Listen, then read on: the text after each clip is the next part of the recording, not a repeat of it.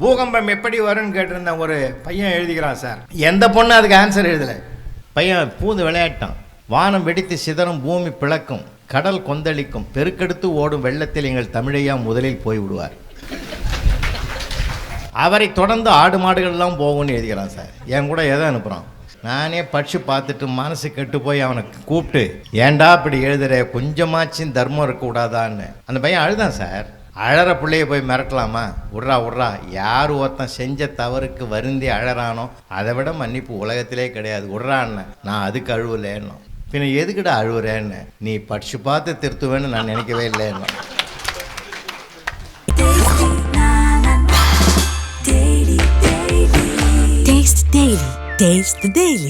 கவியரசு கண்ணதாசன் சுயசரித்திரம் எழுதினார்.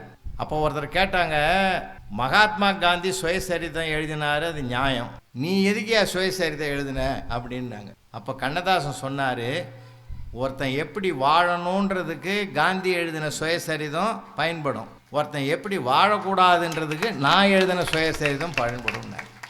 எங்கள் ஊரில் ஒருத்தனுக்கு உடம்பு சரியில்லை, தாம்பரத்தில். அவனை மடிப்பாக்கன் போய் அனுப்பிவிடா, ஒரு டாக்டர் நல்ல டாக்டரான்னு. போன வேகத்தில் திரும்பி வந்துட்டான் சார். அதுக்குள்ளேடா பார்த்துட்டேன்னு போய் அனுப்பின பற்றியா ஒரு டாக்டர்கிட்ட. என்னடா நல்ல டாக்டரா அவர், தமிழ்நாட்டிலே ஸ்பெஷல் அவர், உனக்கு தெரியாதான்னு. ஆமாம், அவர் போன நுழையும் போதே மேலே போகும் வழின்னு போர்டு வச்சுக்கிறான் அந்த ஆள். நானே உயிரை கையில் பிடிச்சும் போகிறேன். அதை பார்த்ததும் பகீர்னு ஆகி போச்சு. டேய், அவர் மேலே மாடி முதல் மாடியில் கிளினிக் வச்சுருக்கிறாரா, ஸ்டெப்பில் ஏறுறது தாண்டா மேலே போகும் வழின்னு வச்சுக்கிறாரு. இது புரிஞ்சிக்கலையான்னு நானே அதை சமாதானப்படுத்திங்கன்னு தான் நான் மேலே போனேன். அங்கே போனால் டாக்டர் கைலாசம்னு எழுதிக்குது. ரெண்டையும் கனெக்ஷன் பண்ணி பார்த்தேன். இது மேலே போனால் கைலாசத்துக்கு வழிபடுவோம் போலன்னு நான் பார்க்கலன்னா. ரொம்ப புரிஞ்சுக்கிறது ஜாக்கிரதையாக பார்க்கணும்.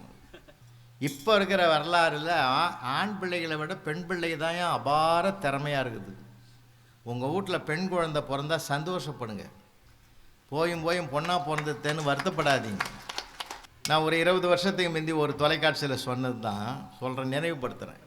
ஒரு ஹெலிகாப்டர் வானத்தில் பறந்தும்போது அந்த ஹெலிகாப்டரில் ஒரு 3 ஆம்பளைங்களும் ஒரு பெண்ணும் பயணம் பண்ணுறாங்க. திடீர்னு ஹெலிகாப்டரில் கோளாறு வருது. பைலட்டு கத்துறாரு, ஐயா ஹெலிகாப்டரில் கோளாறு வந்துடுத்து. நான் நூல் ஏணின்னு ஒன்று வச்சுருப்பான் ஆபத்துக்காக உதவுறதுக்கு. அந்த நூல் ஏணியை விடுறேன். 3 ஆண்களும் ஒரு பெண்ணும் போய் அதை பிடிச்சிட்டு தொங்குங்க, பாதுகாப்பான இடத்துல இறக்கி விட்டுறேன்னா. அவனும் உயிரை காப்பாற்றிக்கிறதுக்கு மலைன்னு வச்சு பிடிச்சின்னு அந்த நூல் ஏணியை தொங்கின்னு வரான். அந்த இடத்துல தொங்குறான். அப்போ மறுபடியும் பைலட்டு கத்துறாரு, அது ஒன்றும் சரியில்லை, கோளாறு தீரலை, வெயிட்டு ஜாஸ்தி ஆகுது, ஒரு ஆள் கீழே விழுந்து தியாகம் பண்ணாதாண்டா 4 பேராவது பிழைக்கலான்னா. மயான அமைதி, எல்லாம் மௌனமாகறான். அப்போ அந்த அம்மா சொல்லிச்சு, கவலைப்படாதீங்க சகோதரர்களா, ஒரு தாய் தான் பெண்ணாக இருக்கிற போது, பெண்ணாக இருந்தாலும் தாய் தான் தியாகம் பண்ணுறா, பெண்ணாக இருந்தாலும் ஒரு சகோதரி தான் தியாகம் பண்ணுறா, மனைவியாக இருக்கிறவ தான் தியாகம் பண்ணுறா. இப்போ இந்த 3 சகோதரர்கள் பைலட்டோடு சேர்த்து 4 சகோதரர்களுக்காக நான் இந்த சகோதரி தியாகம் பண்ணுறேன் அப்படின்னு அந்த அம்மா சொல்லிச்சு. 3 ஆம்பளைங்களும் கை தட்டலாம். நீ தான் அந்த இடத்துல தொங்குறியடா, கை தட்டலாமா? அது என்ன பொதுக்கூட்டமாக நடக்குது? 3 பேரும் கை தட்டலாம் சார், என்ன ஆயிருக்குன்னு நீங்கள் நினச்சிக்கலாம். அந்த அம்மா பைலட்டு எட்டி பார்த்தான், புண்ணியவதி நீ வாழ்க, ஊருக்கு ஒரு ஆள் உன்ன மாதிரி இருந்தால் போதும், பிரச்சனையே வராது, நம்ம 2 பேரும் சேஃப்டியாக போய் இறங்கிடலாம்னா. அப்போ ஒரு வினாடி கவனம் குறைவாக போச்சு இல்லை, ஒரு செகண்டு. மனிதன் முன்னேற வேண்டுமென்றால் ஒவ்வொரு வினாடியும் எச்சரிக்கையாக இருக்க வேண்டும் என்பது தான் நம்ம கற்றுக்கிறோம். மனுஷன் நம்மெல்லாம் எப்பயும் வாழ்க்கையில் புகழ் அடைகிற போது சாதாரணம் வராதுங்க. 40 வருஷமாக தொடர்ந்து நடத்தினா தான் இது 40வது விழான்னு நாம் நடறோம். இதை காப்பாற்றணுன்னா 41, அப்படியே பொன் விழா, அப்படியே வைர விழா, பவள விழா, முத்து விழா, அப்படியே நம்ம போகணும். எல்லாத்தையும் அந்த புகழை நோக்கி நம்ம பயணப்படணும்னா ஒவ்வொரு ஆண்டும் பக்குவமாக கால் எடுத்து வைக்கணும் சார். அதுதான் நான் சொல்கிறது. ராமனை நமக்கு அதான் சொல்கிறோம், பக்குவமாக இருங்கடா, நான் பட்ட பாடு எனக்கே போதும். இருந்த அனுபவிகளை பார்த்தீங்களா? இருந்து அனுபவிக்கல பார்த்தீங்களா? அதனால் சொல்கிறோம், அவன் எவ்வளோ சிவபக்தன் தான், இல்லைன்னு சொல்லலை. இருந்தாலும் அருமையாக பேசியிருக்கிறார். 1000 தான் ஆம்பளைங்க பேசினாலும் இப்போ யார் மதிக்கிறான்? என் பாட்டி காலத்தில், தாத்தா காலத்தில் நான் இருந்தவன் சார். சின்ன வயசு நான் இந்த பனமலைப்பேட்டையில் தான் பிறந்து வளர்ந்தவன். நான் எங்கேயும் பெரிய வெளிநாட்டில் பிறக்கலை. இந்த விழுப்புரம் மாவட்டம், நான் இந்த மாவட்டத்தில் வள்ளலார் மாவட்டத்தினால தான் எனக்கு ராமலிங்கம்னு பேர் வச்சாங்க. அருட்பிரகாச வள்ளலாரை அப்பப்போ நம்ம நினைவுபடுத்தணும்னு என் பேர் வச்சாங்க. இப்போ அந்த மாதிரிலாம் யார் பேர் வைக்கிறான்?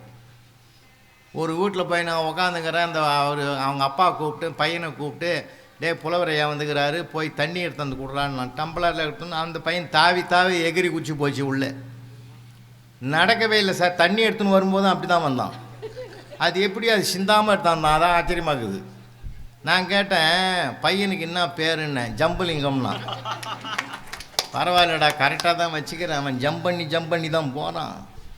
ஏன்டா அப்படி பேர் வச்சேன்னா, அதுக்கு அவன் ஒரு காரணம் சொல்கிறான் சார். நீ நானெல்லாம் வளர்ந்த காலத்தில் ஏனையில் போட்டு ஆறிரோன்னு அந்த செவத்துலேருந்து இந்த செவத்து வரைக்கும் இழுத்த விட்டான். நம்ம அசைஞ்சு வளர்ந்தோம், இறங்கி விட்டான்னு நிதானமாக போகிறோம். எங்களுக்கு இட வசதி இல்லை. ஒரு ஸ்ப்ரிங் தொட்டியில் தான் அவனை போட்டு இப்படி இழுத்து விட்டோம். அவன் எகிரி குச்சியே தூங்கிச்சது. இறக்கி விட்டாலும் அப்படி தான் சார் போகிறான் அவன். நான் அதான் சொன்னேன், வளர்ப்பு எப்படியோ வாழ்க்கை அப்படி தான் அமையும். அதனால் இப்போ பேர் வைக்கிறான். அப்போல்லாம் ராமலிங்கன்னு பேர் வச்சாங்க. எங்கள் தாத்தா சொல்லுவார், வாசல் நின்று எங்கள் பாட்டி வந்துட்டா, 4 ஆம்பளைங்க பேசுகிற இடத்துல உனக்கு என்ன வேலை, உள்ளே போ அப்படின்னு அதிகாரம் பண்ணார் சார் எங்கள் தாத்தா. ஆச்சரியமான விஷயம். ஆனால் எங்கள் அப்பா காலத்தில் தான் சொல்ல, நீ அவசரப்பட்டு உள்ளே போடாத, ஒன்று நம்பி தான் நான் உட்காந்துங்கிறேன்னாரு எங்கள் அம்மாவை.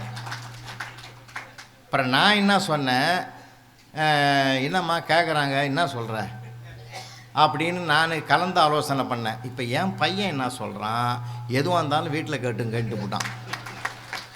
இப்போ காலம் மாறி போச்சா, மாறி போகலையா?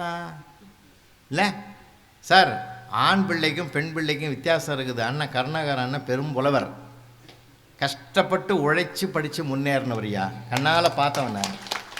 அவரையும் இல்லை, அவரோடு இருந்தவர் சாமி ராமலிங்கன்னு ஒரு புலவர். மறக்க முடியாது சார். இவங்களெல்லாம் பார்த்து தான் நாங்கள் ஒழுக்கமாக இருக்கணும்னு கற்றுக்கிட்டவங்கயா. நாங்கள் சத்தியமாக சொல்கிறோம், மேடையில் போய் சொல்லக்கூடாது. இவங்களெல்லாம் மாதிரி நாம் இருக்கணும்னு கற்றுக்கிட்டவங்க நாங்கள். அவரெல்லாம் இன்றைக்கி நான் வந்து தொலைபேசியில் பேசுவோம், அவரை வணங்குவேன். நல்ல வழி காட்டுறவங்க அவங்க. ஏன்னா எங்களுக்கு அந்த வகுப்பறையை பற்றி நல்லா தெரியும். பையனுக்கும் பொண்ணுக்கும் வித்தியாசம் இருக்குது தெரியுமா உங்களுக்கு? நீங்கள் ஆசிரியர் பெருமக்கள் நிறைய பேர் இருப்பீங்க, உங்களுக்கு தெரியும். ஒரு கேள்விக்கு ஆன்சர் தெரிஞ்சால் மட்டும்தான் சார் ஒரு பெண் பிள்ளை எழுதும். தெரியாட்டாலும் பக்கமாக எழுதுகிறோம் நம்மால் தான் சார். கற்பனை குதிரையை தட்டி விட்டுருவான் சார். புஸ்தகத்திலே 2 வரி தான் இருக்கும், 7-8 வரி எழுதுவான் சார். 4000 திவ்ய பிரபந்தம் குறிப்பு வரைகிற இது 4000 பாடல்களை உடையது. அதிலே இருக்குது. இது படிக்க திவ்யமாக இருக்கும். அதிலிருந்து 2வது சொல்ல எடுத்துட்டான். இதை எல்லோரும் பிரபந்தம் என்று அழைப்பார்கள். 3 வரி முடிஞ்சு போச்சா? நானே கேட்டேன், என்னடா இப்படி எழுதிக்கிற, கொடுக்குறதே 2 மார்க், இதுக்கு இதை விட சார் எழுத முடியுன்றான்.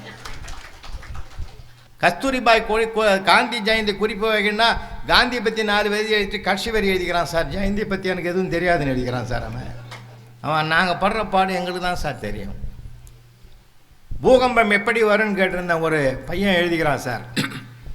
எந்த பொண்ணு அதுக்கு ஆன்சர் எழுதலை. பையன் பூந்து விளையாட்டான். வானம் வெடித்து சிதறும், பூமி பிளக்கும், கடல் கொந்தளிக்கும், பெருக்கெடுத்து ஓடும் வெள்ளத்தில் எங்கள் தமிழையா முதலில் போய் விடுவார்.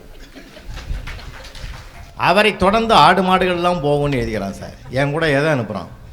நானே படித்து பார்த்துட்டு மனசு கெட்டு போய் அவனை கூப்பிட்டு, ஏண்டா இப்படி எழுதுகிற, கொஞ்சமாச்சும் தர்மம் இருக்கக்கூடாதான்னு. அந்த பையன் அழுதான் சார். அவர் சொன்னார், பார், இன்று போய் போருக்கு நாளை வான்ற மாதிரி படித்தவன் நான்.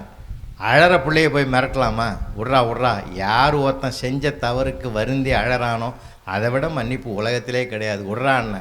நான் அதுக்கு அழுவலேன்னு. பின்ன எதுக்கிட்ட அழுவுறேன்னு, நீ படித்து பார்த்து திருத்துவேன்னு நான் நினைக்கவே இல்லைன்னு. குழந்தையும் தெய்வம் குணத்தால் ஒன்றுன்னா அவனை போய் திட்டலாமா? இல்லை. அதனால் நாங்கள் விட்டுட்டோம். அதனால் வாழ்க்கையில் பார்க்கும்போது பெண் குழந்தை என்ன சொல்கிறாங்கன்ற மதிப்பு கொடுக்குற காலம் இந்த காலம். இன்னும் பார்த்தீங்கன்னாக்கா +2 எடுத்துக்கங்க, 10th எடுத்துக்கங்க, மெடிக்கல் காலேஜ் எடுத்துங்க, இன்ஜினியரிங் எடுத்துங்க, நீட் எடுத்துங்க, எல்லா இடத்துலையும் டாப் 10 லெவலில் இன்றைக்கி பெண் பிள்ளைகள் அபாரமாக திறமையை வெளிப்படுத்துகிறார்கள் என்றால் உண்மையிலேயே இது ஒரு புரட்சியான காலம். இந்த காலம்